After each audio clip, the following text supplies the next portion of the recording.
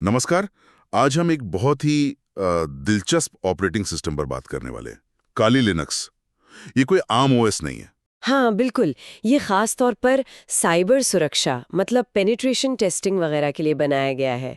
ये डेबियन पर आधारित है और इसे ऑफेंसिव सिक्योरिटी वाले बनाते हैं। और इसकी सबसे खास बात शायद ये है कि इसमें पहले से ही सैकड़ों सिक्योरिटी टूल्स आते हैं। जी हाँ, मतलब आपको अलग से ढूंढ ढूंढ कर इंस्टॉल करने की ज़रूरत नहीं। सब कुछ लगभग तैयार मिलता है। ये पहले बैकट्रैक नाम से आता था, फिर 2013 में काली लिनक्स के तौर पर रिलीज हुआ। अच्छा, बैकट्रैक का नया रूप। तो इसका मकसद क्या है? मतलब पेन टेस्टिंग, डिजिटल फॉरेंसिक, यही सब? हाँ, मुख्य रूप से penetration testing, digital forensic, reverse engineering जैसे कामों के लिए एक मजबूत प्लेटफॉर्म देना। चलिए इसके कुछ अहम पहलुओं पर बात करते हैं। सबसे पहले तो वही 600 से ज्यादा टूल्स वाली बात। ये तो बहुत ज्यादा है। जैसे कुछ नाम? बिल्कुल। जैसे नेटवर्क स्कैनिंग के लिए एनमैप बहुत पॉपुलर है, फिर कमजोरियां ढूंढने के लिए निक्टो या ओपनवाज हैं, और फिर उन कमजोरियों का फायदा उठाने के टेस्ट के लिए मेटास्प्लॉइट फ्रेमवर्क जैसा पावरफुल टूल।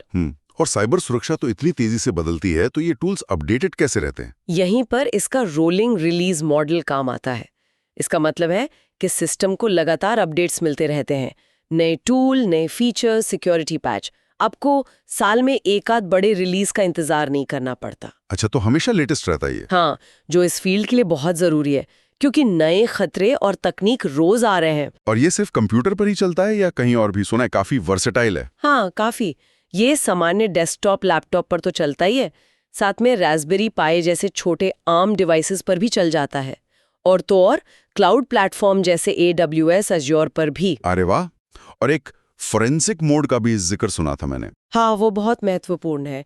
फोरेंसिक मोड में जब आप काली को बूट करते हैं तो वो सिस्टम की इंटरनल हार्ड डिस्क या किसी भी स्टोरेज मीडिया पर कुछ भी लिखता नहीं है, उसे माउंट नहीं करता। अच्छा, ऐसा क्यों?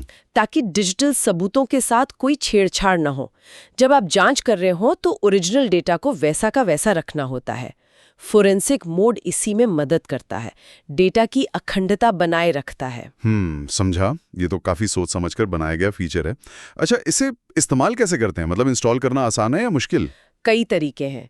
आप इसे सीधे अपने कंप्यूटर की हार्ड ड्राइव पर इंस्टॉल कर सकते हैं, जिसे बेयर मेटल कहते हैं। लेकिन वो शायद नए लोगों के लिए थोड़ा रिस्की हो सकता है। हाँ, हो सकता है। इसलिए दूसरा और ज्यादा सुरक्षित तरीका है वर्चुअल मशीन, जैसे वर्चुअल बॉक्स या VMware में इसे चलाना।